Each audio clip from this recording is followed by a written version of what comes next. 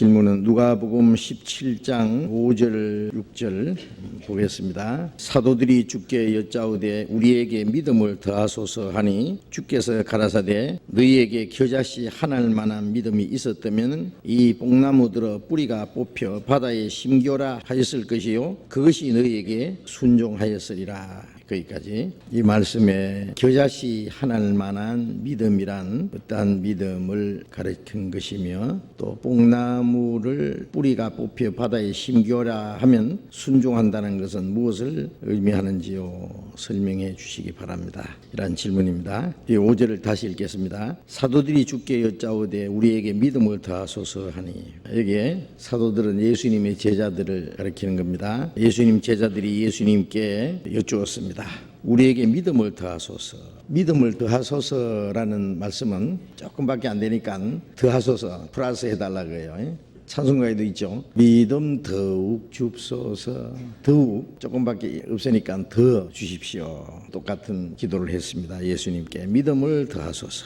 어떤 사람은요 황소 같은 믿음을 주시오. 무슨 산더미만한 믿음을 주시오. 아주 큰 믿음을 주시오. 이제 그렇게 기도를 할 수 있습니다. 그런데 예수님 말씀에 주께서 가라사대 너희에게 겨자씨 하나일 만한 믿음이 있었다면, 겨자씨 하나일 만한 믿음이 있었다면 이 뽕나무들어 뿌리가 뽑혀 바다에 심겨라실 것이요 그것이 너희에게 순종하였으리라고 했어요. 겨자씨 하나일 만한 믿음이 있었다면 아주 깜짝 놀랄 이적이 나타날 수 있는데, 심지어 뽕나무 뿌리가 뽑혀서 바다에 심겨라 그러면 뽕나무가 싹 뿌리가 뽑혀가지고 바다에 심겨냅니다. 이 말씀 보시니까 좀 이상하죠. 의문이 생길 수밖에 없습니다. 이런 말씀 보면 예수님이 가끔 이해할 수 없는 황당한 말씀을 하신 것 같습니다. 그러나 예수님이 농담하실 일도 없고 황당한 말씀을 하실 일도 없습니다. 여기는 중요한 교훈이 담겨 있는 말씀이 틀림없습니다. 그러면 예수님이 보실 때 이 제자들에게 겨자씨 하나일 만한 믿음이 있다는 말씀일까요? 없다는 뜻일까요? 믿음 있긴 있는데 좀 더 주십시오 그러는데 예수님 말씀은 너희에게 겨자씨 하나일 만한 믿음이 있었으면 참 좋겠는데, 깜짝 놀랄 기적이 나타날 수 있는데, 그런데 겨자씨 하나일 만한 믿음이 없다 그 말씀이에요. 겨자씨 보셨어요? 겨자씨 얼마나 하냐 하면은요, 제가 이스라엘에서 겨자씨를 가져왔는데 겨자씨가 두 종류더라고요. 한 종류는 작은 좁쌀만큼 하게 생긴 것이 또 있고, 또 그보다 더 작은 게 또 있어요. 얼만큼 작으냐면은 파리똥만 해요. 파리똥도 작은 파리똥. 씨 같지도 않아요. 제가 몇 년 전에도 이스라엘에서 저기 겨자씨라 그러길래 가서 씨를 이렇게 이제 좀 얻으려고 보니까 씨는 씨인데 이게 씨 같지가 않아요. 불면 금방 다 날아가고 먼지 같아요. 아주 작아요. 그래서 마태복음 13장에 보면은 이 겨자씨는 씨 중에 가장 작은 것이라고 말씀했어요. 그보다 더 작은 것도 있다 그러는데 아마 그 당시에 이스라엘에는 겨자씨가 가장 작았던 것 같아요. 그래서 씨 중에 가장 작은 그 겨자씨를 가지고 믿음을 비유하신 거예요. 겨자씨 하나일 만한 믿음이 있었다면 말씀하셨는데, 그러면 예수님이 보실 때는 제자들은 겨자씨 하나일 만한 믿음도 없다는 말씀이에요. 겨자씨 하나일 만한 믿음도 없으면서 꽤 믿음이 있는 것처럼 믿음을 더 주시오 그러니 예수님이 그렇게 말씀하신 거예요. 야, 겨자씨 하나일 만한 믿음도 없는데 그럼 겨자씨 반쪽만한 믿음이 있다는 말은 좀 아니죠. 아주 없다는 말씀이에요. 아주 작은. 그런데 왜 믿음을 겨자씨 하나에다가 비유를 하셨느냐 하면은 겨자씨는 아무리 작지만은 그 속에 뭐가 있어요? 생명이 있어요. 생명. 마태복음 13장에 예수님 말씀에 겨자씨는 씨 중에 가장 작은 것이로되 심으면은 나중에 나무가 되어서 새들이 기들일 만한큼 된다. 그런 작은 씨는요, 담배 있잖아요. 담배씨. 그것도 아주 작습니다. 그러나 그런 것들은 되게 1년 초예요. 그런데 이 겨자씨는요, 나무가 돼요. 제가 본 겨자나무는요, 우리나라 시골에 가면은 그 대추나무도 아주 큰 거 있습니다만 큰 것 말고요, 이렇게 한 3m, 2m, 3m 정도 크는 그런 대추나무 비슷하게 생겼어요. 풀 같은 데는 새가 못 앉잖아요. 그런데 이 나무가 되기 때문에 새들이 깃들일 만큼 된다 그랬어요. 겨자씨 아주 작은 것이지만은 그 속에 생명이 있기 때문에 그게 심으면 나무가 되는 거예요. 여기서 중요한 것은요, 큰 거 굉장한 믿음이 중요한 것이 아니라 그 속에 정말 생명이 있느냐 없느냐, 그게 중요한 거예요. 겨자씨만한 믿음 어떻게 생각하세요? 여러분 겨자씨만한 믿음이 있습니까? 고린도 후서 13장 5절에 보면은요, 너희가 믿음에 있는가 너희 자신을 시험하고 너희 자신을 확정하라. 예수 그리스도께서 너희 안에 계신 줄 너희가 스스로 알지 못하느냐. 그렇지 않으면 너희가 버리운 자니라. 그런 말씀이 있는데, 너희가 믿음에 있는가 자신을 한번 시험해 보라. 믿음이 있는지 없는지 한번 찾아보라 그래요. 네가 정말 확실한 믿음을 가지고 있는지. 근데 요즘에 교회 다니면 예수 믿는 줄 알아요. 예수 믿습니까? 그러면 나갑니다 그러거든요. 어디 나갑니까? 그러면 교회 나갑니다.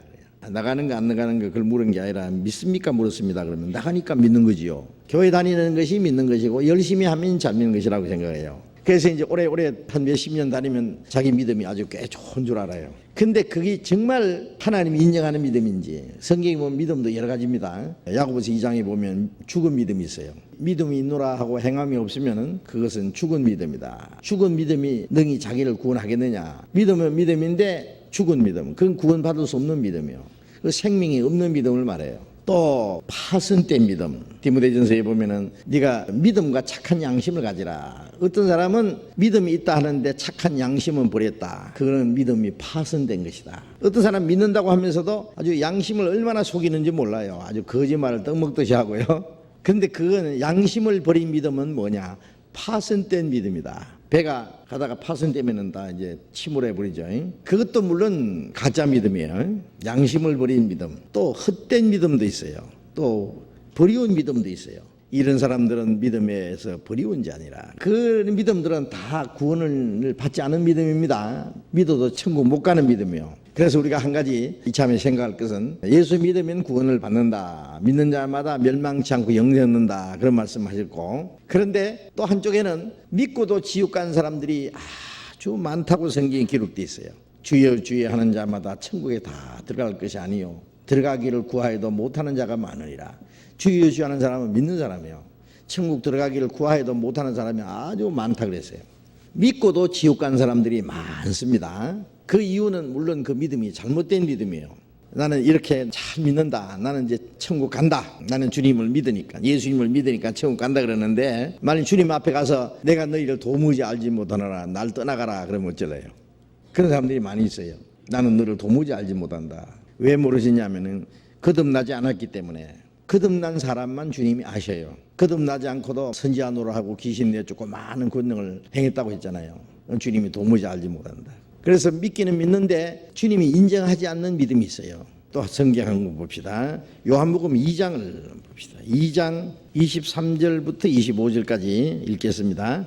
6월절에 예수께서 예루살렘에 계시니 많은 사람이 그 행하시는 표적을 보고 그 이름을 믿었으나 예수는 그 몸을 저희에게 의탁지 아니하셨으니 이는 친히 모든 사람을 아심이요 친히 사람의 속에 있는 것을 아심으로 사람에 대하여 아무의 증거도 받으실 필요가 없음이니라. 예수님이 6월절에 예루살렘에 올라가셨는데 많은 사람이 예수님이 그 행하시는 표적을 보고 그 이름을 믿었으나 그래요. 많은 사람이 예수를 믿었다 그랬죠. 예수님 행하시는 표적을 보고 믿었으나 예수님은 그 몸을 저에게 의탁지 아니하셨으니, 이 무슨 뜻이에요? 그들은 예수님을 믿었으나 문제가 생겼어요. 왜? 예수님은 그 몸을 저에게 의탁지 않았다는 것은, 예를 들면은 저는 어떤 사람을 믿어요. 지금 내가 그 사람을 아주 믿는다고 하는데 그 사람은 가까이 오셨는데 저희 집에 들어오지도 않아요. 저를 아는 척도 안 해요. 그러면 이게 짝사랑이에요. 나는 그분을 믿는데 그분은 나를 믿지 않는 거예요. 믿는다고 하는 것은 의지한다, 맡긴다, 부탁한다. 이게 의탁한다는 것은 맡기는 거예요. 내가 주님을 믿으면 주님이 나를 믿어주셔야 돼요. 주님은 자기를 우리에게 의탁하셔야 돼요. 예수님은 여우도 굴이 있고 공중에 새도 그치가 있으되 인자는 머리에 둘 것 없느니라 그랬어요. 여우도 굴이 있고 공중에 새도 그 둥지가 있는데 예수님은 머리 둘 것 없다고. 왜요? 예수님이 자기를 의탁하실 곳이 없어요. 예수님이 마리아의 태를 10달 동안 빌렸어요. 요셉의 가정을 30년 동안 빌렸어요. 예수님이 예루살렘에서 말씀하시고 감람산에서 주무셨어요. 다락방도 잠깐 빌렸어요. 나귀 새끼를 잠깐 빌려 타고 예루살렘에 들어가셨죠. 그리고 아리마대 요셉의 그 무덤을 3일간 빌렸어요. 예수님이 자기 것은 십자가밖에 없어요. 십자가. 예수님이 자기 십자가를 지고 해골 골고다는 곳에 나오시니 그랬어요. 아무도 예수님을 참으로 영접해서 편안하게 계실 곳을 마련해 두지 못한 것 같아요. 예수님은 머리 둘 곳이 없어요. 머리 둘 곳이 몸인데 예수님이 머리가 붙을 몸을 아직 찾지 못하신 거예요. 이제 처녀가 결혼할 때요, 머리 얹어준다 그 말 하지 않아요? 그래서 그런 말 잘 안 쓰는데 그 위에 남편을 얻어주는 거, 결혼하면은 그 이제 머리가 생기는 거예요. 머리. 남편이 머리니까. 그래 머리 얹어주는 거예요. 그렇죠? 여자는 몸이 되고 남편은 머리가 되는 거예요. 우리가 구원을 받으면 예수님은 우리의 머리고 우리는 몸이에요. 예수님이 그때부터 이제 머리가 몸에 붙어 있어요. 머리가 몸을 의탁하는 거예요. 그들은 예수를 믿었으나 예수님은 그 몸을 저에게 의탁지 않았으니 왜 아니하셨느냐 하면은 이는 그래서 그 이유는 친히 모든 사람을 아시며 사람 마음을 아셔요. 왜? 입으로는 믿는다 그랬는데 마음으로 안 믿기 때문에. 나더러 주여 주여 입으로는 주여 주여 하나 마음은 내게서 멀도다. 너희가 나를 불러 주여 주여 하면서 어찌하여 내 말을 행치 않느냐. 그 마음을 아셔요. 마음을 보니까 아니에요. 예수님이 이적을 행할 때는 구름대처럼 따라다니고 예수님이 떡을 만들어서 먹이실 때는 막 먹고 좋아하고 막 그랬지만은 좀 있으면 예수 죽여라 십자가 못 박아 죽여라고 할 사람들이에요. 그 사람들이. 그래서 친히 사람의 속에 있는 것을 아심으로 사람에 대하여 아무의 증거도 받으실 필요가 없습니다. 아무의 증거를 받지 않으신다는 것은 진리는 자기의 자녀로 인하여 옳다함을 받느니라. 우리가 주님을 믿을 때 우리가 주님은 정말 의로운 분입니다. 주님은 정말 거룩한 분입니다. 주님은 정말 우리의 생명의 주님이십니다. 우리가 주님을 증거합니다. 믿는 사람은. 그 주님은 그 증거를 받으셔요. 그런데 아무의 증거도 받으실 필요 없다는 건 그 가짜는 안 받으신다고 말해요. 그 사람들 속을 아시기 때문에 그들의 증거는 주님이 받지 않으신다 그런 뜻입니다. 그러니까 그들은 주님을 믿는데 주님은 그들의 믿음을 인정하지 않는다 그 뜻이에요. 왜? 그 믿음이 잘못된 믿음이기 때문에 그래요. 그런 믿음이 얼마나 많은지 몰라요. 정말 참된 믿음 있잖아요. 참된 믿음. 누가복음 18장 8절 한번 보세요. 같이 읽어봅시다. 내가 너희에게 이르노니 속히 그 원한을 풀어주시라. 그러나 인자가 올 때에 세상에서 믿음을 보겠느냐 하시니라. 인자가 올 때에 세상에서 믿음을 보겠느냐 하시니라. 무슨 뜻이에요? 정말 올바른 믿음을 가진 사람을 보겠느냐. 전혀 없다는 말씀이 아니라 그 믿음을 찾아보기가 어렵다고요. 믿는 사람은 많은데 믿는다고 하는 사람은 많은데 믿는 사람들이 가지고 있는 그 믿음이 문제예요. 그 믿음이 다 하나님 믿는다 그래요. 다 예수 믿는다 그래요. 근데 한 사람 한 사람 그 믿음이 어떤 믿음인지 조사해 보면은 아주 가지각색이요. 믿음이 그 중에 하나님이 인정하시는 믿음이 따로 있어요. 그래서 그 믿음이 있는가 자신을 시험해 보라 그랬어요. 뭘 가지고 시험하느냐? 이 성경 가지고 시험해 봐요. 예, 믿을 수 있는 거는 성경밖에 없어요. 그래서 로마서 10장 17절에 믿음은 들음에서 나며 들음은 그리스도의 말씀으로 말미암니라. 믿음은 어디서 생긴다고요? 들음으로. 뭘 들으면? 그리스도의 말씀을. 우리는 뭘 믿느냐 하면 하나님을 믿어요. 그 보이지 않는 하나님을 어떻게 믿느냐? 하나님을 우리가 볼 수는 없지만은 하나님의 마음을 알 수는 있어요. 어떻게 알아요? 사람이 자기 마음이 있는 것을 무엇으로 표현해요? 말로 표현하죠.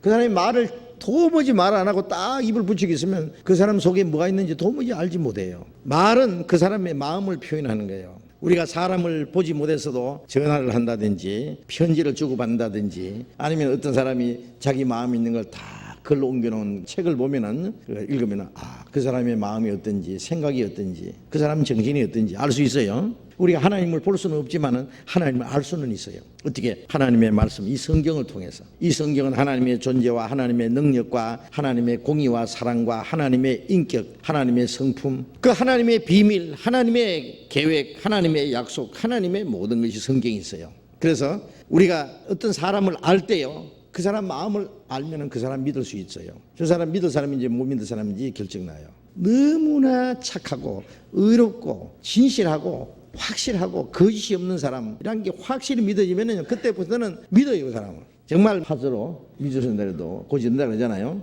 그 사람 말이라면은 그 사람이 콩을 믿었어야지 어떻게 파스로 믿었었냐. 그 사람 아니다. 파로도 믿어 쓸 수 있다 그러면 아마 새로 믿어 쓰는 방법이 생기는 것 같다. 저 사람 거짓말 하니까 그렇게 인정하겠죠.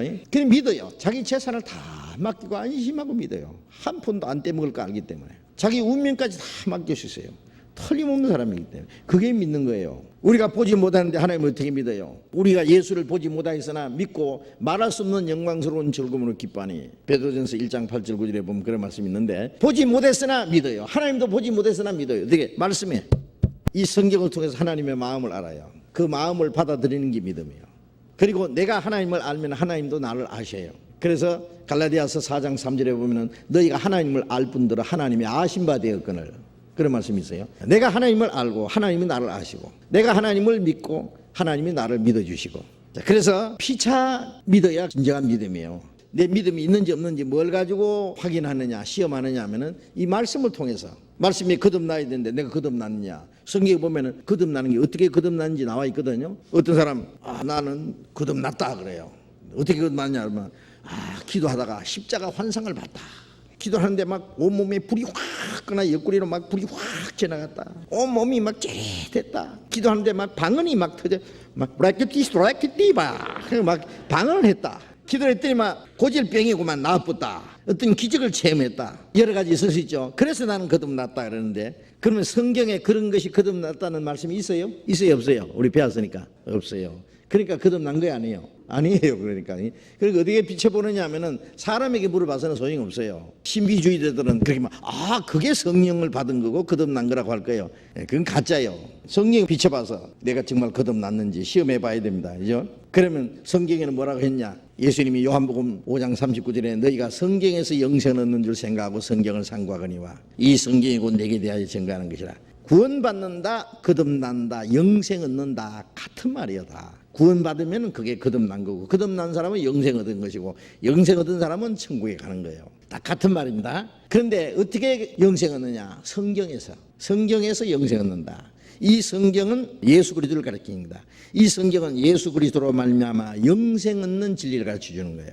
또 골로새서 1장 6절에는 이 복음이 너희에게 이르매 너희가 듣고 참으로 하나님의 은혜를 깨달은 날부터, 그 구원받을 수 있는 말씀을 다른 말로 복음이라 그래요. 그 복음을 듣고 참으로 하나님의 은혜를 깨달은 날, 은혜라는 것은 하나님이 우리에게 거저 주신 거예요. 누구든지 믿으면 영생 얻는 그거 은혜예요. 참으로 하나님의 은혜를 깨달은 날. 저도 교회 다닌 지 10년 만에 강단에서 2년간 설교를 하다가 나는 거듭나지 못했다는 걸 깨닫고, 나는 이제 죽으면 지옥 간다는 걸 알고 너무너무 답답해 있다가 1962년 10월 30일 저녁에 참으로 깨달았습니다. 어떤 사람 예수 믿습니까? 그러면 예. 참말로 믿습니까? 그러면 예? 교회 나간 날부터 예수 믿는다 그래요. 그런데 참으로 믿는 날이 있어요. 은혜라는 말도 하고 참 은혜 받는다는 말도 하지만은 참으로 하나님의 은혜를 깨달은 날, 평생에 한 번이에요. 깨달은 날. 물론 은혜를 계속 깨닫지만은 구원받을 때는 하나님의 은혜를 깨달은 날 한 번이에요. 한 번. 복음을 듣고 참으로 하나님의 은혜를 깨달은 날, 주의 말씀 처음 받은 날 참 기쁜 날이 아닌가. 이 좋은 날 내 천한 몸 참 중생한 새 몸일세. 기쁜 날 해피데이, 주나의 죄 다시 쓴 날 해피데이. 그 날이 있어요. 그래서 성경에 구원을 어떻게 받느냐? 복음을 듣고 참으로 하나님의 은혜를 깨달을 때 구원을 받아요. 그리고 야고보서 1장 18절에 하나님이 우리를 조물 중에 한 천 열매가 되게 하시려고 자기의 뜻을 쫓아 진리의 말씀으로 우리를 낳으셨느니라. 그런 말씀이 있어요. 하나님이 자기 자녀를 어떻게 낳느냐? 진리의 말씀으로 낳아요. 그러니까 말씀으로 영생 얻는다, 말씀으로 구원받는다, 말씀으로 하나님의 자녀로 태어났다 같은 말이에요. 말씀으로 알아야 돼요. 또 베드로전서 1장 23절에는 너희가 거듭난 것이, 거듭난 사람이 하는 말이에요. 베드로전서는 거듭난 사람을 위해서 기록한 말씀이에요. 거듭난 것은 썩어질 씨로 된 것이 아니에요. 썩지 아니할 씨로 된 것이니 살아있고 항상 있는 말씀으로 되었느니라. 우리가 너희에게 전한 복음이 곧 말씀이라. 복음을 듣고 하나님의 은혜를 깨달았다는 말하고 그 복음으로 거듭났다는 말하고 똑같은 말이에요. 그러니까 거듭나는 것은 반드시 말씀으로 구원받는데, 이 성경에 많은 말씀이 있는데 그 중에 하나님의 은혜에 대한 말씀, 구원받을 수 있는 말씀이 따로 있어요. 그 말씀에서 하나님의 은혜를 깨달을 때 구원받았고, 구원받는 것이 거듭난 거예요. 그래서 성경대로 구원받으셔야 돼요. 성경 비춰보면 알 수 있어요. 이 보석을 말이요, 진짜인지 가짜인지요, 보통 사람은 모르죠. 그런데 감정하는 사람, 그 다음에 감정하는 무슨 약물이 있다든지 보석을요, 어떤 기회 그게 딱 갖다 대면 진짜인지 가짜인지 탁 나타나겠죠. 그것처럼 이 성경 말씀을 딱 갖다 비추면은 이 사람이 구원받은지 안 받은지 딱 드러나요. 성경 말씀으로 딱 비춰보면 내 믿음이 정말 올바른 믿음인지 잘못된 믿음인지 드러난다니까요. 말씀을 가지고 시험해 봐야 돼요. 너희가 믿음 있는가 자신을 시험하고 자신을 확정하라 말이야. 믿음이 있다든지 없다든지 그 결론이 내리자란 말이에요. 건강 진단 하잖아요. 넌 아무렇지도 않지만 혹시 모르니까요. 그래서 자주 건강 진단 해보잖아요. 어떤 사람은요, 뭐 아무 일 없이 막 바쁘게 지나다가 갑자기 말이요, 우연한 기회에 종합 진단을 딱 받으면 아이고야 벌써 암 2기네 3기네 이제는 손 쓸 수 없게 돼요. 그런 수가 있어요. 그 이제 진단해보고 암이다. 의사가 빨리 수술하면 살 수 있습니다만 조금만 늦으면 위험합니다. 깜짝 놀래 발견하잖아요. 또 어떤 사람 이렇게 진찰해보고 깨끗합니다. 아무 병이 없습니다. 기분 좋죠. 예? 그래서 자기도 모르는 사이에 이제 병이 와 있을 수 있으니까 적어도 1년에 한 번씩 그 종합 검진을 하잖아요. 그처럼 우리 믿음을요 자꾸 진단해 봐야 되니까요. 구원 받았다는 사람도 정말 받았느냐, 얼마 후에 진짜 받았느냐, 받았다니까 얼마 후에 또 물어봅니다. 그거 기분 나빠할 거 없어요. 10번이고 100번이고 1000번이고 또 진단해 봐야 돼요. 만이란 말이 있잖아요. 만일에라도. 만이란 뭐예요? 만에 하나라도, 그런 뜻이에요. 만에 하나라도 아니었다면 어떡할까요? 큰일이죠. 그러니까 확실히 또 진단하고 또 진단하고 성경으로 그래도 확실하면 그건 확실한 거죠. 그래서 이 성경으로 자기를 비춰보면 이 말씀을 편안한 마음으로 믿어지면은 그게 믿는 거예요. 성경은 맞은데 마음에 확실히 안 믿어지면 그 믿음이 아니죠.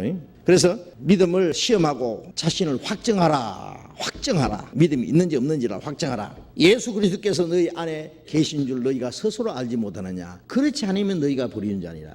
내가 구원을 받았다는 거, 거듭났다는 거, 그 다음에 예수 그리스도께서 내 안에 계신 거, 그걸 알아요. 구원받은 사람은. 제가 처음 구원받을 때요, 이게 구원인지 뭔지 몰라서요. 그러나 한 가지 확실한 것은 주님이 내 죄를 영원히 사했다는 걸 믿어졌어요. 그날 밤에 예수님이 십자가에서 그 피로서 히브리서 9장 12절에 자기 피로 영원한 속죄를 이루사 단번에 하늘 성소에 들어가셨느니라. 예수님은 십자가에서 내 죄를 다 담당하시고 내 대신 죽었고 피를 흘려서 내 죄를 영원히 없이 하셨고, 죄를 없이 하셨는데 언제까지냐? 영원입니다. 영원히. 자꾸 어떤 사람은 언제만 사했는지 지난죄만 사했는지 그거 깔아먹어야 참 속이 좋은 모양이야. 영원히 죄 사했다 그러면 싫대.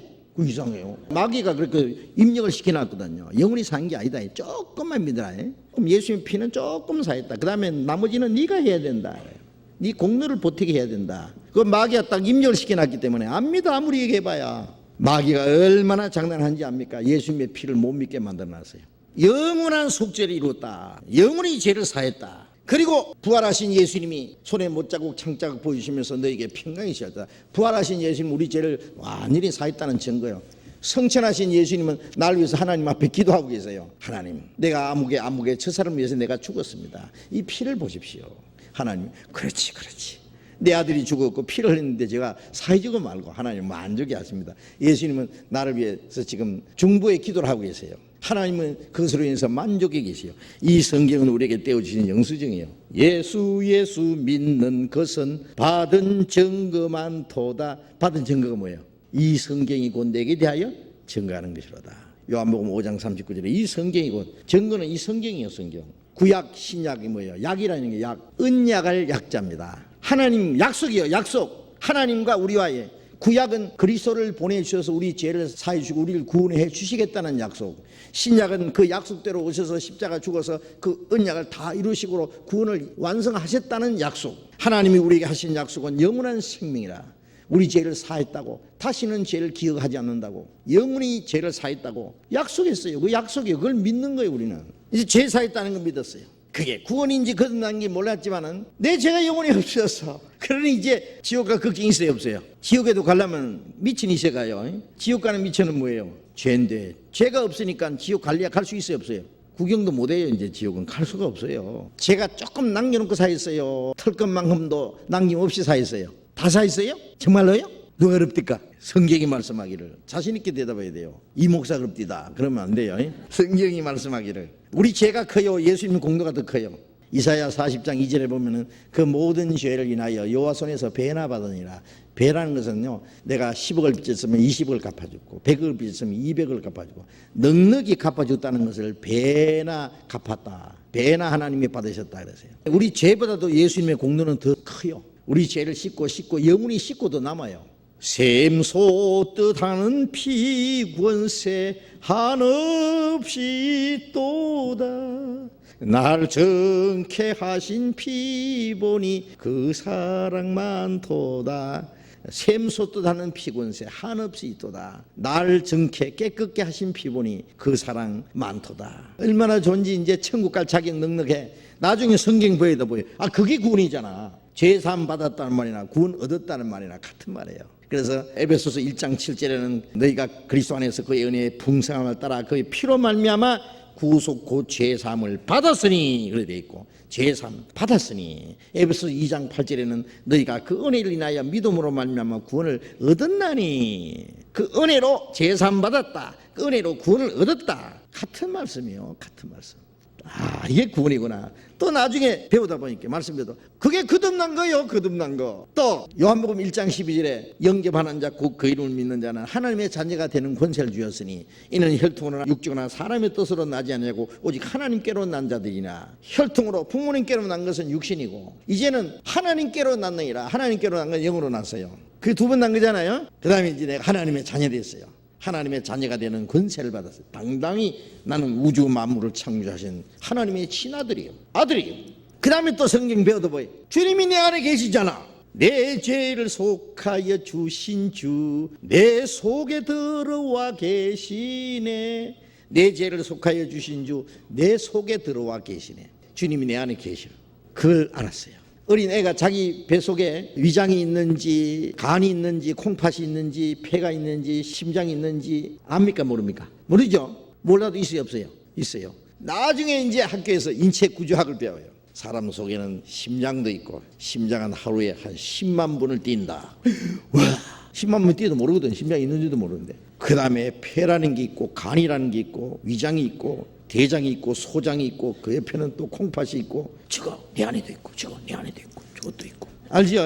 그처럼 우리가 구원받고 나서 성령이 내 안에 계시네. 구원받은 사람은 자기가 계신 줄 몰라도 계셔요. 그런데 성경을 배우다가 나중에 아 성령이 계시구나 알아요. 그래서 고린도전서 6장 19절에 너희 몸은 너희가 하나님께로부터 받은 바 너희 안에 계시는 성령의 전인 줄 알지 못하느냐. 고린도 교인들은요 구원받은 사람이 이 몸을 가지고 죄를 지었어요. 아주 못쓸 죄를 지었어요.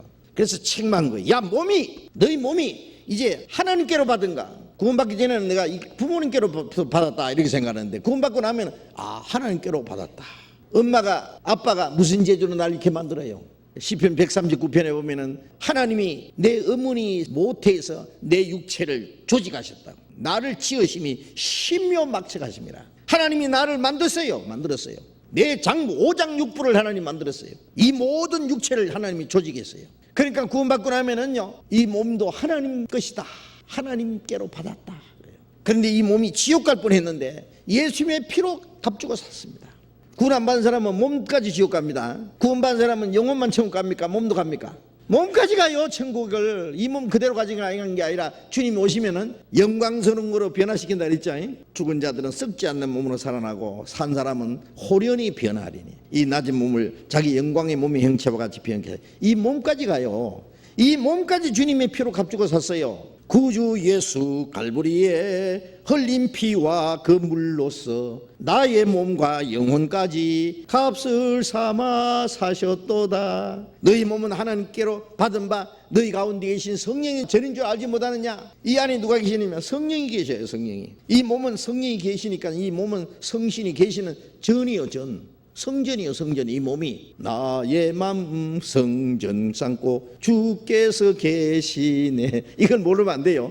이게 많은 사람이 구원받았다는 것만 알지 성신 계신 줄 몰라요. 성신 하나님의 신이 어디 계시냐 물으면 교회당 안에 계시죠. 그 일주일에 한 번씩 가서 문 안 드려요? 하나님이 성령이 어디 계세요? 하나님의 성령 그리스도의 영 성령 같아요. 내 안에 하나님이 계시고 내 안에 성령이 계시고 내 안에 그리스도께서 계세요. 그래서 바울 사도는 이제 내가 산 것이 아니야 내 안에 그리스도께서 계신 것이다. 사신 것이다. 주님이 내 안에 계셔. 성령의 죄인 줄 알지 못하느냐. 알지 못했기 때문에 죄를 지은 거예요. 이 몸 안에 성령이 계시고 이 내 몸이 성전이라는 걸 알면은 이 몸을 가지고 함부로 행동할 수 있겠어요? 못해요. 예수님이 내 안에 계시니까 내가 가는 곳에 어디든지 주님이 같이 가시죠. 할 수 없이 주님이 같이 가셔야 돼요. 뭐 저 토끼가 산에 가가지고 말이에요 호랭이를 만났다 그러잖아요. 호랭이가 잡먹으려고 그러니까 토끼가 그랬대요. 호랭이 아저씨 참 죄송합니다. 제가요 제일 맛있는 데가 어디냐면 간인데 간을 내가 집에 놔두고 왔습니다. 그러니까 간을 내가 가져올 테니까 잠깐 기다리세요. 그러니까 그래라 하고 기다렸다잖아요. 그래서 그 호랭이가요 간을 어떻게 놔두고 다녀요? 여러분 간이 이제 좀 상할까봐 집에다가 냉장고에다 놔두고 다닐 수 있어요? 어떤 사람 예수님 네 오늘 좀 애들 가는데요 오늘 주님 피곤하니까 집에 계세요. 주님 오늘 같이 안 가셔도 되는데 조금 그런 것인데 예, 좀 계세요 집에. 왜냐하면은 나이트 클럽 가서 가려고 그러는데 주님이 그거 가시면 안 되잖아요. 그럴 수 있어요? 주님 집에다 모셔놓고 얼른 갔다 오겠습니다. 그럴 수 있어요? 안 돼요. 주님이 할 수 없이 같이 가셔야 돼요. 그러니까 성령을 근심되게 하지 마라 그랬죠. 성령을 탄식케 하지 마라, 슬프게 하지 마라, 시기케 하지 마라. 우리가 죄를 지으면 성령이 근심하세요. 우리가 나쁜 말하면 성령이 아주 슬퍼하셔요. 우리 하나님의 뜻을 분별치 못하면 성령이 탄식하신다 그랬어요. 우리가 주님보다도 다른 것을 더 좋아하면 성령이 시기하셔요. 야고보서 4장 5절에 보면 하나님이 너희 안에 거하게 하신 성령이 시기하기까지 사모하신다 하신 말씀을 헛된 줄 생각하느냐 그러셨거든요. 우리가 세상을 사랑하고 주님보다 다른 걸 더 사랑하면 주님이 아주 시기하신다고. 왜? 주님이 날 제일 사랑하시는데. 어떤 남편이요 아내를 막 끔찍이 사랑해요. 그 아내밖에 몰라. 그런데 이 아내는 남편 몰래 딴 남자 만나고 딴 남자 좋아하면은 남편이 알면은 시기하겠어요 안 하겠어요? 어떤 남편 한 말이 그래요. 우리 아내는요 너무 매력이 있어가지고 문 남자들이 좋아해요. 그래 문 남자들하고 같이 놀러 다니는데요 참 좋죠. 썰기 파진 놈. 아이 자기 아내가 남의 남자들하고 놀러 다니는데 그게 아주 기분이 좋대요. 그건 썰개 없는 뭐 하여튼 간이 없든지 무엇이 없는 사람이에요. 자 어쨌든 우리가 주님 외에 다른 것을 더 사랑하고 좋아하면 주님이 시기하십니다. 성경이 그랬어요. 시기하신다 하신 말씀을 헛된 줄 생각하느냐? 헛된 줄 생각하는 거 그러죠. 주님을 모시고 사는 생활에 신앙생활이요. 그러니까 어디든지 주님이 같이 가셔요. 나쁜 데 가면 안 됩니다. 그 다음에 내가 무슨 말을 하든지 주님이 다 듣고 계셔요. 내가 어떤 행동을 하든지 내가 거짓말하면 주님이 다 알고 계셔요. 우리는 주님을 기쁘시게 해야 돼요. 그렇죠? 이제 내 안에 주님이 계시면 주님이 가자고 하는데 내가 가야 돼요. 주님이 싫어하는 곳에 가지 말아야 돼요. 주님이 좋아하시는 건 나도 좋아하고 주님이 싫어하는 건 나도 싫어하고 주님이 원하시는 건 나도 원하고 이제 주님과 같이 주님을 위해서 살아야 돼요. 내 위주로 살면 안 돼요. 주님이 내 안에 주인이셔. 그래서 베드로전서 3장 15절에 너희 안에 그리스도를 주로 삼아 거룩하게 하고 너희 안에 그리스도를 주로 삼으라. 이제 구원받은 후에는 내 마음에 돈도 주가 아니에요. 어떤 사람 차나깨나 돈만 생각해요. 그러면 기도할 때 그 사람 어떻게 해야 되냐면 돈이요 당신은 나의 주시오 나의 하나님이십니다 이래야 돼요. 그죠? 나는 당신을 사랑합니다. 당신은 나를 행복하게 해줄 거. 당신만 있으면 나는 뭐든지 할 수 있고 당신만 있으면 나는 기쁘고 당신만 많이 있으면 나는 죽어도 좋습니다. 당신은 나의 주시오. 그렇죠? 그래야 되죠. 입으로만 예수님 주의 그러고 마음에는 돈이고 자기를 사랑하고 돈을 사랑하고 쾌락을 하나님보다 더 사랑하고 디모데후서 3장 있잖아요. 그러면 안 되죠. 자 어쨌든 주님이 내 안에 계셔요. 그것도 성경을 통해서 안단 말이에요. 그리스도께서 너희 안에 계신 줄 너희가 스스로 알지 못하느냐? 그것도 믿어요. 죄 사해 주신 거 믿죠. 구원받은 거 믿죠. 거듭난 거 믿죠. 내 안에 성령이 계신 거 믿죠. 성경을 통해서도 그걸 믿는 거예요. 그거. 주님이 오늘 오실지 내일 오실지 주님이 언제 갑자기 이제 오시면은 우리 이 몸이 변화돼서 주님 같이 올라가요 안 올라가요? 가요? 휴거돼요? 그걸 어떻게 믿어요? 예, 하나님의 말씀이기 때문에 믿는 거예요. 하나님 거짓말 안 하셔요. 농담도 안 하세요. 하나님이 우리를 못 데려가시겠어요? 사람이 그런 말 했으면 미친 소리 하지 말아갈 거예요. 우주 만물을 창조하고 다스리는 하나님이 그거 못 하시겠어요? 빌립보서 3장 21절에 보면은 만물을 자기에게 복종케 할 수 있는 역사로 그랬어요.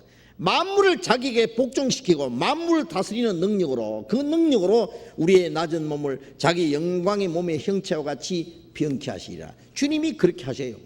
기어다니는 벌레가 호랑나비에서 날아가게 하시는 하나님이 솜씨에 그게 아무것도 없는 데서 무엇이니 하나님이 만드시는 하나님이 이 몸을 주님과 같은 영광스러운 몸으로 다시 죽지 않는 몸으로 신령한 몸으로 병케 할 수 있어요 없어요? 하나님은 못 하시는 게 아무것도 없어요. 그 하나님의 말씀이기 때문에 하나님의 신실한 약속이기 때문에 우리는 믿어요. 틀림없이 믿어요. 말씀을 믿는 건 말씀을 믿는 거예요. 그때 대봐야 믿습니까? 아니에요. 대볼 필요 없어요. 하나님의 말씀에 신실한 걸 믿어요.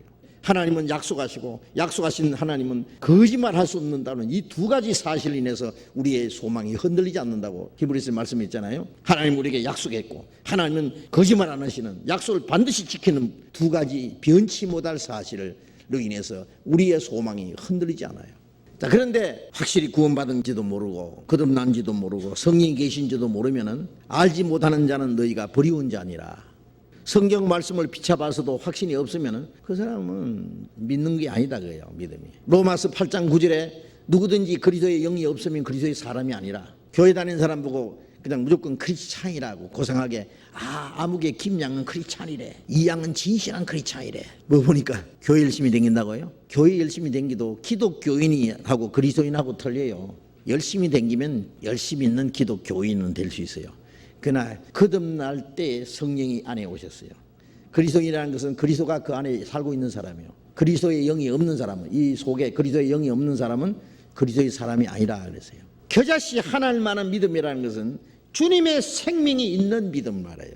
주님의 생명을 받은, 우리가 구원받을 때 예수님의 피로 우리 죄 사해 주신 걸 믿을 때 그 믿는 사람 속에 성령이 있어. 성령이 주님의 생명이에요. 바로 부활의 생명이에요. 그래서 베드로전서 1장 3절에 보면은 예수 그리스도의 죽은 자 가운데서 부활하심으로 말미암아 너희를 거듭나게 하사 산 소망 있게 하시며, 예수님의 죽음과 부활하심으로 거듭났다 그랬어요. 그 무슨 말이냐면 예수님의 죽음으로 우리 죄를 사해 줬고, 우리가 받을 심판 대신 받았고, 우리 죄를 예수님의 피가 다 사했고, 부활하신 예수님이 부활의 생명을 내 안에 줬어요. 그러니까 죽음과 부활을 믿는 것은 죽음으로 속죄해 줬고, 부활하심으로 부활의 생명을, 새 생명을 줬어요. 물과 성령으로 거듭나야 된다. 요한복음 3장 5절에 물과 성령으로 거듭나지 않으면 하나님 나라에 들어갈 수 없느니라. 그 물과 성령은, 물은 예수님이 십자가 죽음을 가르쳐요. 물로 하나님이 이 세상을 다 심판한 일이 있죠. 홍해에서 애국 군대를 다 죽였죠. 그 물은 하나님의 공의로운 심판을 말해요. 예수님이 한 사람이 모든 사람을 대신해 죽었은즉 그게 공의로운 심판이에요. 그게 물이에요. 성령은 예수님이 죽으시고 부활하셨어요. 물은 우리 하나님의 공의로운 심판을 받아서 우리 대신 죽었고, 부활하신 건 우리를 살리기 위해서 부활했어요. 우리가 침례 받을 때요, 물속에 들어가는 건 뭐예요? 나는 주님과 함께 죽었고 장사되었다. 물에서 올라올 때는 나는 주님과 함께 살아났다. 예수님의 죽음과 장사, 그래서 내 모든 죄는 끝났고 주님의 부활하심으로 내게 새 생명을 주셨다. 그걸 믿는 거죠. 그럼 믿을 때 나는 주님과 함께 죽고 주님이 내 안에 살아계셔요. 물과 성령, 예수님의 죽음과 부활, 속죄와 새 생명. 아시겠죠? 물과 성령으로 거듭나는 게 뭐냐 그러니까 그 사람, 물은 막 눈물 흘리고 콧물 흘리고 막 기도하다 보면은 화끈한 게 성령이래요. 그러니까 막 눈물 흘리는 게 물이고, 그다음에 막 기도하다 보면 화끈한 게 성령이래요. 그래 물과 성령이래요.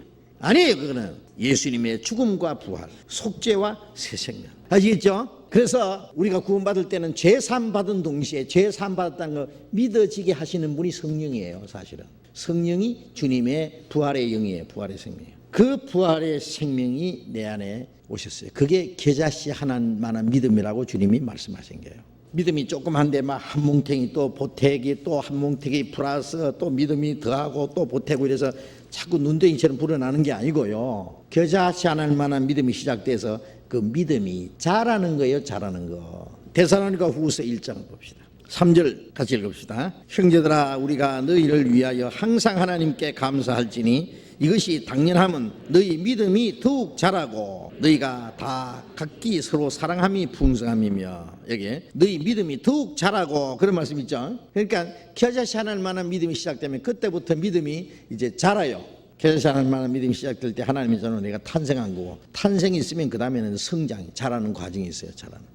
그때부터 주님과 같이 점점 우리의 마음과 우리의 생활이 점점 변화되는 걸 갖다가 자라한다 그래요. 그리스도의 성품이 점점 이루어져요. 성품이 변하면 생활이 점점 달라져요.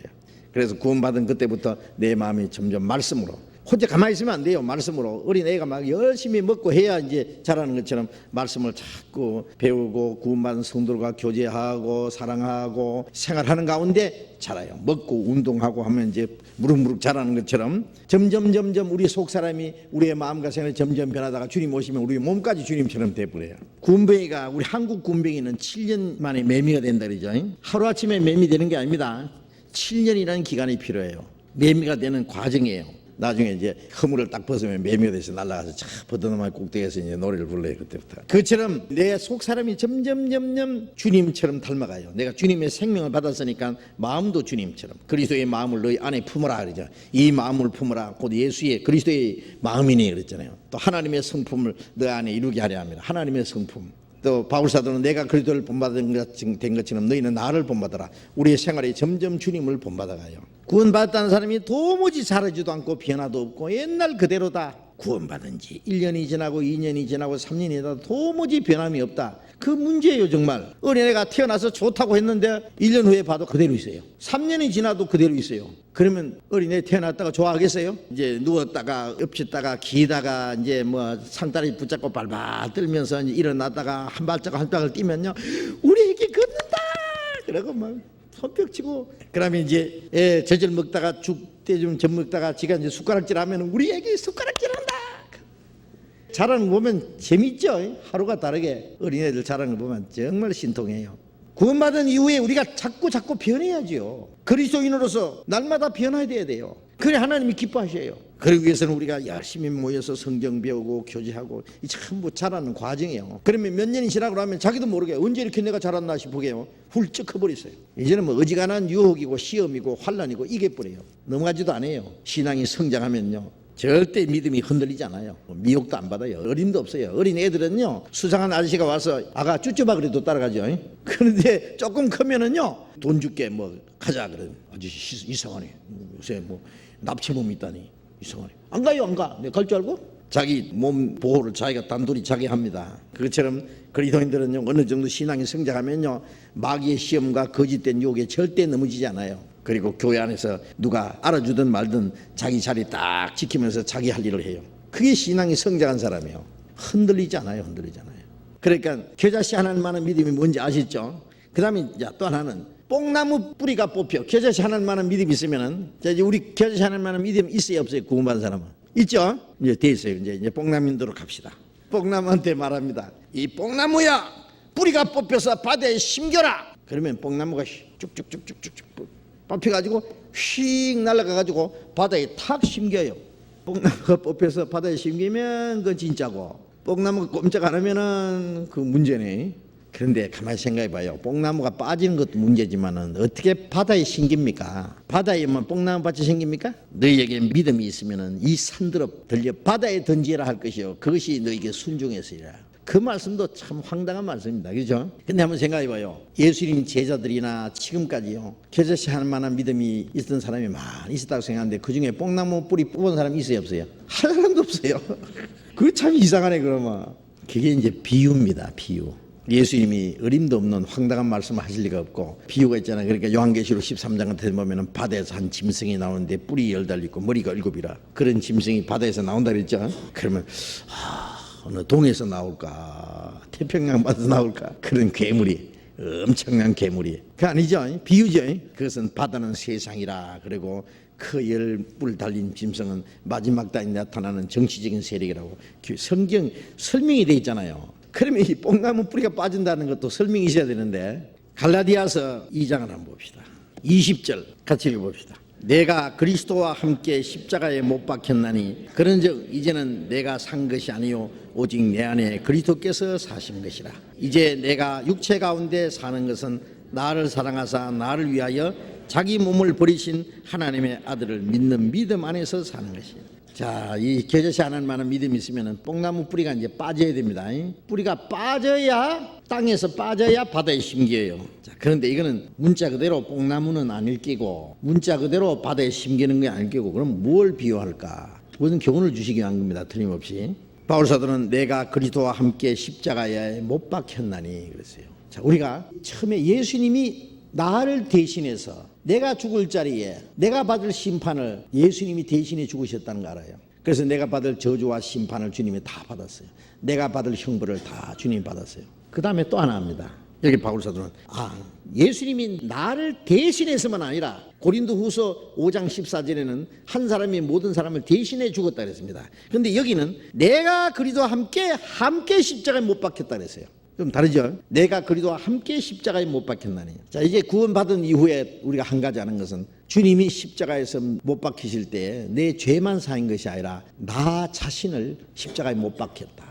성령은 그것을 말씀하는 거예요. 그 무슨 얘기냐? 내가 지금 있는데 언제 못 박혔다고 하느냐? 나는 못 박힌 일이 없잖아. 내가 그리스도와 함께 십자가에 못 박혔다는 것은 예수님이 십자가에 죽어서 피 흘리실 때 그때는 내 죄, 내가 받을 저주, 심판을 지옥 갈 그 죄를 다 처리했어요. 이제 구원받은 후에 성령님은 뭘 처리하느냐 하면 내 속에 있는 죄를 처리하는 거예요. 이제 죄 짓는 세력 있잖아요. 죄 짓는 힘, 그걸 없이 하는 거예요. 그걸 없이 해서 죄를 못 짓게 만들어야 돼요. 구원받은 사람도 옛 성품이 남아있기 때문에 또 죄를 지어요. 그렇죠? 욕심도 있고 미워하고 시기도 하고 교만도 있고요. 그게 이제 옛 성품이 구원받자마자 싹 없었으면 좋겠는데 그게 남아있어요. 이제 그걸 처리하는데 어떻게 하느냐? 그걸 처리하는 자리가 십자가예요. 그래서 성령님은 뭐라 하냐면, 야, 너도 죽었어. 십자가에. 예수님이 십자가 죽으실 때 너를 처리하기 위해서 죽었어. 너에게 뭐냐? 내 욕망, 내 고집, 내 이상, 내 그 의지, 내 생각, 나라는 그 모든 것 다 그게 십자가에서 못 박혔다고 말이에요. 십자가에서 나라는 것도 다 죽었구나. 그걸 깨닫게 하신다고. 이거 처리하는 방법은 죽는 거예요. 죽는 거. 그러면 이제 어떤 사람은 그러면 그 한 번 깨달으면 다 죽은 거예요? 아니에요. 바울 사도는 나는 날마다 죽노라 그랬어요. 내 육체를 쳐서 복종을 시킨다. 나는 날마다 죽는다.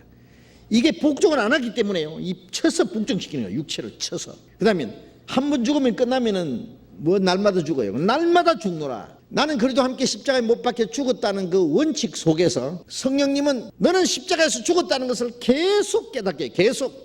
그래서 너는 죽었다. 너는 죽었다. 너는 그래도 함께 십자가에 못 박혔다. 너는 죽었는 것이 뭘 또 다시 살아나려 하느냐. 우리가 침례받을 때 뭘 말합니까? 나는 옛사람, 죄의 사람, 지옥 갈 사람 주님과 함께 죽고 장사됐다. 그만 하는 게 아닙니다. 나는 죽었다. 내 욕망, 내 고집, 하늘을 찌를 때 했던 내 이상, 내 주장, 내 계획, 나는 주님과 함께 완전히 죽었다. 장사됐다. 그 사람 이상의 하늘 찌를 듯한 기백이 있고 욕망이 있어도요, 죽어서 무덤 속에 들어가면 끝이에요. 무덤 속에 있는 사람이 뭐 욕망이 있어요, 무슨 계획이 있어요. 우리가 구원받자마자 우리는 이미 죽었고 장사됐다는 거 알아야 돼요. 끝났어요. 그래서 나는 끝났어요. 시온 섭습하기 끝났어요. 뿌리가 뽑힌 거예요. 뽕나무 뿌리가 뽑힌다는 말이에요. 땅에서 뽑힌 거예요. 나는 이 생에서 내 뿌리가 뽑히는 거예요. 바다에 심기려면 일단 땅에서는 뽑혀야죠. 바다는 하나님의 약속입니다. 뽕나무 뿌리가 바다에 심기는 것은 어림도 없지만은 하나님의 계획 속에 내 생애를 던져버린 거예요. 내 주 하나님 넓고 큰 은혜는 저 큰 바다보다 깊다. 많은 사람이 얕은 물가에서 저 큰 바다 가려다가 찰싹거리는 작은 파도 보고 마음이 졸여서 못 가네. 잔뜩 닷줄을 끌러 깊은 데로 저 한가운데 가보라. 닷줄을 딱 육지에다가 배가 떠내려가지 못하게 탁 그는 그 닷줄이요. 닷줄을 탁 잘라버리고 저 이제 깊은 데로 가보라 그래요. 하나님의 성령이 인도하신 대로 하나님이 아브라함에게 그랬어요. 창세기 12장 1절에 보면 아브라함아 너는 네 본토 친척 아비 집을 떠나 내가 네게 시시할 땅으로 가라 그랬어요. 히브리 11장에 보면은 아브라함은 부르심을 받았을 때 장래의 기업으로 받을 땅에 나갈 때 갈 바를 알지 못하고 나갔으며 네 친척 고향집 조상들의 뼈가 묻어 있는 곳 자기 친구들이 있는 곳 자기의 모든 삶의 터가 있는 곳 떠나라 그래. 떠나라. 내가 네게 시시할 땅으로 가라. 갔어요. 갈 바를 알지 못하고 무조건 가라니까 갔어요. 가다 보니까 가나안 땅에 갔어요. 한쪽에서는 나와서 한쪽으로 들어가는 겁니다. 뽕나무 뿌리가 빠져서 바다에 심기는 거예요. 우리는 세상에 내 욕망이 전부 세상이 전에 박혀있는데 그걸 탁 뽑아가지고 바다 같은 하나님의 계획 속에다 내 생애를 던져요. 하나님 나 죽이든지 살리든지 알아서 하십시오. 이 풍랑 인연하여서 더 빨리 갑니다. 하나님이 성령의 바람에 부는 대로 이제 하늘까지 갑니다. 살아도 주를 위해서 죽어도 주를 위해서. 이제는 내 생애는 전부 하나님을 위해서. 내가 산 것이 아니라 내 안에 그리스도께서 사신 것이다. 그게 기적입니다. 어디서 기적이냐? 내 생애 속에서 기적이 나타났어요. 뿌리가 빠져버리는 거예요. 세상에서. 여기서요. 구원받고 나면은 그 기적이 나타나요. 교제시 하나님만한 믿음이 있으면은 그 믿음으로 구원받은 것뿐만 아니라 구원받은 이후에 이제 나는 이 땅에 내 살 곳이 아니라는 거 알아요. 내 고향은 저 위에 있어요. 나는 이미 그리스도와 함께 십자가에 못 박혀 죽었어요. 죽었으면 끝났어요. 세상이 나를 불러요. 유혹해요. 그러나 십자가에 못 박혔으니까 갈 수가 없어. 나는 못 박혔으니까 못 가. 죽었는데 어떻게 가? 이스라엘 백성들이 애굽에서 하나님이 건져냈어요. 홍해를 통과했어요. 가나안 땅으로 들어갔어요. 한쪽에서 뽑아내가지고 한쪽으로 인도한 거예요. 그렇죠? 이제 애굽으로 갈 수 없어요. 왜? 애굽과 이스라엘 사이에는 홍해가 있어요. 애국 군대는 이쪽으로 올 수 없어. 다 빠지고 있어요. 이스라엘 민족이 저쪽으로 가지도 못해요. 이제 우리는 죽으나 사나 이제 가나안 땅을 해서 가는 것처럼 우리는 이제 하나님 나라를 해서 갑니다. 이제 광야 망망한 광야지만은 낮에는 구름 기둥으로 밤에는 불 기둥으로 하나님이 지켜주시고 인도하신다고. 하나님이 우리와 함께 있어서 인도하시는 거예요. 내가 그리도 함께 십자가에 못 박혔나니 이거 우리 알아야 됩니다. 여러분 구원받은 이후에 자기 욕망을 이루어보려고 합니까? 지금 우리 교회에 없는 사람이지만은요, 우리 교회 잠깐 있다가 떠난 사람이 있었어요. 어떤 큰 회사 사장이었어요. 돈도 많고 아주 여러 회사를 가지고 있는 회장이에요. 그분이 구원받았다고 하길래 제가 잠깐 비행기를 같이 탔어요. 가서 이 얘기를 했어요. 저 사장님 확실히 구원을 받았다니까 말씀드리는데 이제 세상 욕망을 버리십시오. 왜 제가 그 말을 했냐면은 너무 세상에 대한 욕망이 커요. 얼마 후에 막 한국에서 몇 대 기업의 총수가 되겠다는 거예요. 그러면 회장님 앞으로 돈 많이 벌어가지고 내 전도비 좀 대십시오 이래야 되잖아요. 욕심 좀 버리시오 그랬어요. 이제는 좀 회사 좀 적게 하십시오. 그렇게 몇 대 기업의 회장이 돼가지고 뭐 하랍니까? 그걸 하면 신앙생활 못 하거든요. 큰 회사를 가졌든 작은 회사를 가졌든 돈을 많이 벌든 작게 벌든 이제는 작은 소득이 의를 겸하는 것이 많은 소득이 풍부를 겸하는 것보다 낫다 그랬잖아요. 많은 떡 한 조각만 가지고 화목하는 것이 육신이 집에 가득하고 불안한 것보다 낫다 그랬잖아요. 육신이 가득하고 마음에 불안한다는 건 뭐예요? 구원받은 사람의 마음은 이제는 신앙생활 하나 지키고 주님 뜻대로 살고 주님 안의 삶으로 기쁜데 그 신앙생활을 못하고 돈 많이 벌이라고 맨날 정신이 없이 교회 나갈 시간도 없고 형제자매 만날 시간도 없고 신앙생활 할 시간도 없고 정신없이 돈 벌이라고 마음이 편안하겠어요? 그 돈 벌어서 뭐 하게요? 돈 벌어서 교회 바치죠. 하나님은 돈 많이 벌어가 바치는 것보다도 신앙생활 올바로 하는 걸 하나님이 더 좋아하신다고. 자기가 신앙생활 잘못하면서 돈 하나님께 바쳐요. 그 사람 벌어봐야 하나님께 안 바쳐요. 제가 알아요. 자기 신앙생활이 잘못되어 있는데 뭐 돈 많이 벌면 그 사람 돈에 싸잡혀가지고는 딴 데로 가요. 하나님은 우리 돈을 원하시지 않고 우리 자신을 원하신다고. 제가 어떤 사람 전에 만났는데 왜 교회 안 나오시 그랬더니 예수 믿으려고 해도 돈이 있어야 믿겠습니다. 한때 열심히 나오던 형제가 안 나오거든요. 돈이 있어야 그래도 뭐 교회당도 짓는데 헌금도 많이 하고 전도하는데 막 돈 많이 바치고 막 그래 돈 많이 있어야 안 되겠어요. 근데 지금 돈 좀 많이 벌어가지고 그래가지고 이제 교회 열심히 나가랍니다 그래요. 그래서 제가 그랬어요.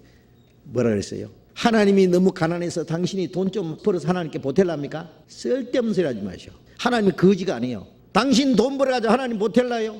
하나님이 돈 없어서 뭐 우리 안 주시는 줄 알아요? 우리 교회에서요 큰 부자가 들어와가지고 막 이제는 다른 사람은 헌금할 필요 없습니다. 내가 교회당 막 다 짓고 다 하겠습니다. 그러면 교회가 잘 될 거겠습니까? 그때부터 교회는 망하는 겁니다. 이제 제가 잘 압니다. 틀림없습니다. 그 하나님 허락하지 않으세요. 그래 우리 교회 큰 부자가 없는 거 다행이에요. 부자가 이제 믿음은 없는데 돈은 많이 낸다고 합시다. 그러면 이제 목사는 그 돈 많은 부자한테 절절맵니다. 그 목사님은 돈 많으면 장로도 세우죠. 목사는 돈 많은 장로한테 해지. 교인들은 목사한테 또 꼼짝 못하고. 그러면 결국 대장이 누구예요? 돈 많은 장로예요. 그래서 이 돈 많은 장로들끼리 모이면요 그런데요.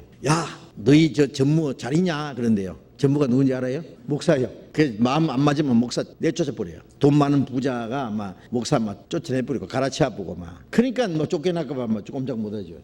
그게 하나님 교회 그게 하나님의 교회는 그런 거 없어요. 그런 거 어림도 없어요. 하나님의 교회는 돈으로 되는 게 아니에요. 가난한 사람들이 모였어도 정말 같이 기도하고 정말 서로 사랑하고 하나님의 말씀을 순종하고 진심으로 주님을 뜻대로 살 때 그 가운데 하나님이 큰 역사를 이루시는 거예요. 우리 교회도 과거에 비슷한 일들이 있었어요.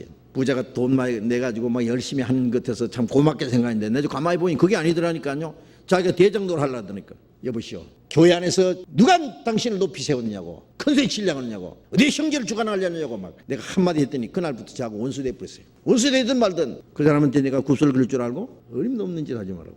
저 뭐 얘기하다 이래 되노. 하여튼 죽었습니다. 죽었다는 거 얘기하다 그랬어요. 우리는 세상에 대한 욕망은 죽었어요. 장사 지냈어요. 아무리 부자도 죽으면 끝이에요. 그러니까 구원받은 사람은 자기 재산이 있어도 이건 내 것이 아니다. 내 것이 아니다.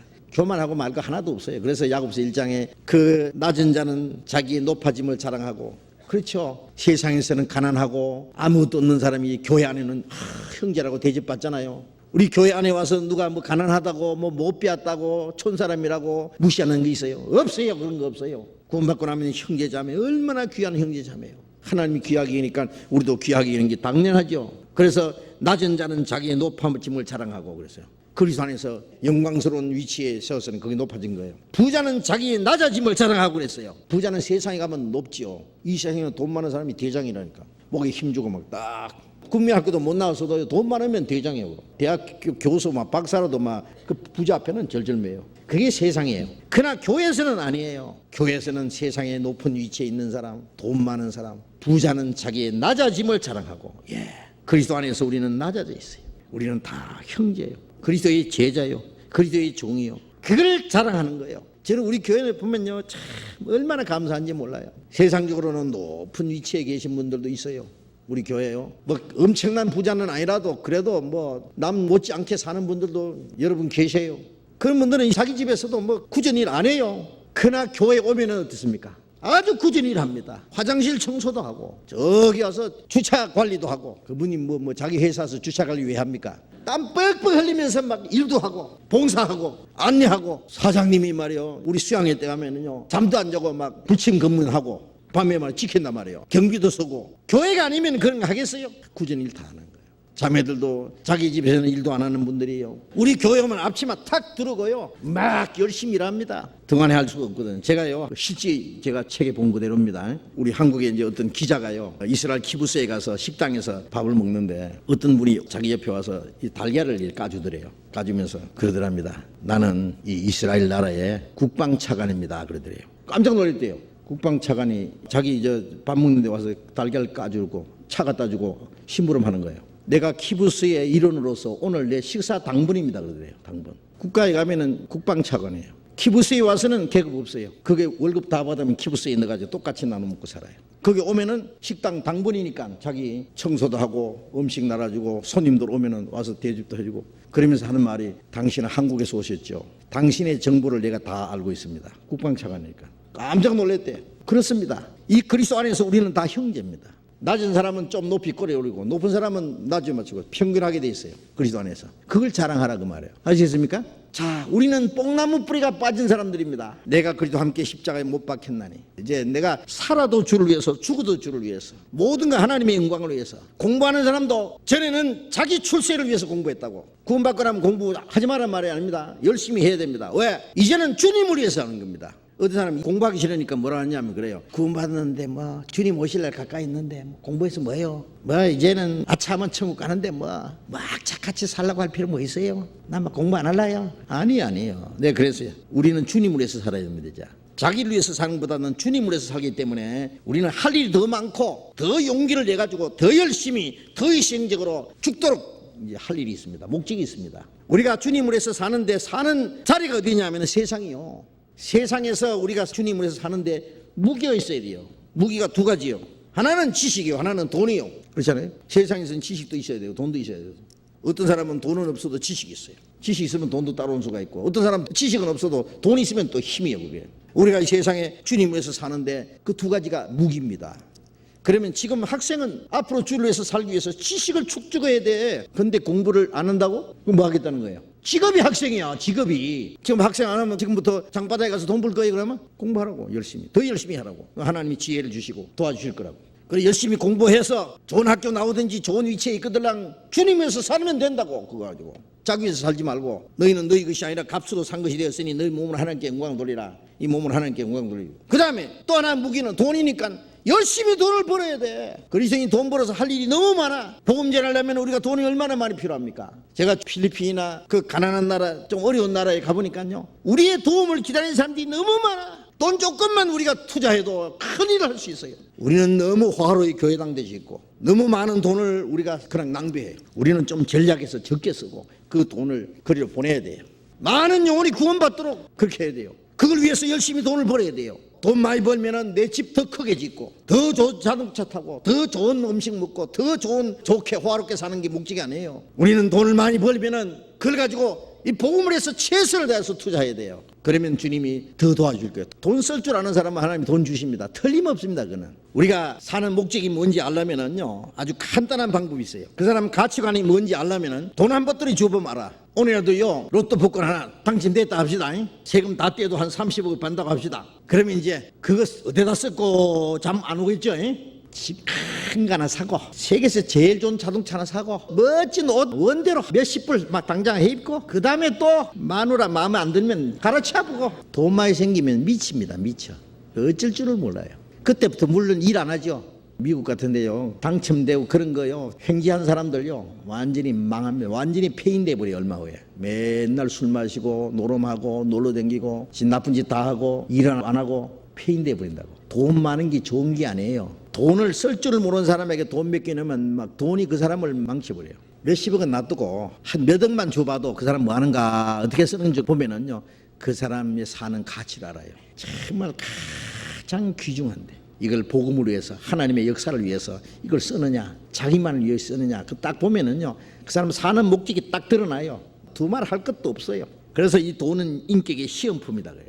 그래 하나님이 우리에게 돈을 딱 어떨 땐 줘봐요. 어떻게 쓰는지 보시거든요. 잘 쓰면은 재미가 나서 또 주세요. 그가 잘 쓰면 더 주세요. 그 다음에 몽땅 뺏기버려요. 아세요? 정말입니다. 그거는 하나님이 뭐 없어서 안 주신 줄 아세요? 너희는 먼저 그 나라와 그 의를 구하라. 그리하면 이 모든 것을 더하시리라. 우리가 하나님의 나라와 의를 구하면은 이 모든 걸 더 주신다고 약속을 했어요. 근데 돈을 얼마 딱 주셨어요. 주셨는데 그걸 제대로 쓸 줄 모르고요, 엉뚱한 데 쓴다고 합시다. 그러면 에이 걸렸다. 그러면 안 주세요. 있는 것도 뺏어가 버려요. 고생 좀 해봐라. 너는 아직도 멀었다. 하나님은 우리를 부하게도 하시고 가난하게도 하시고 그런 말씀이 있습니다. 그래서 이제 한 곳에만 더 봅시다. 마태복음 16장 24절. 이에 예수께서 제자들에게 이르시되 아무든지 나를 따라오려거든 자기를 부인하고 자기 십자가를 지고 나를 쫓을 것이니라. 아무든지 나를 따라오려거든 자기를 부인하고 자기 십자가를 지고 나를 쫓을 것이니라. 자기를 부인한다는 것. 우리가 구원받은 후에는 주님을 따라가는 겁니다.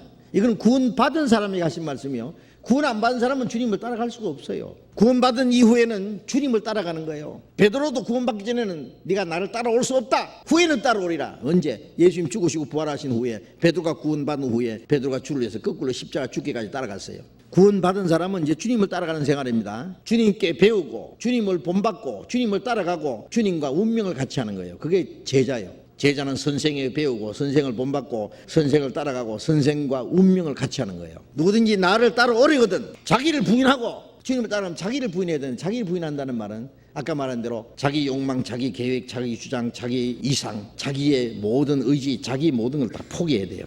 그래가지고 주님 못 따라가요.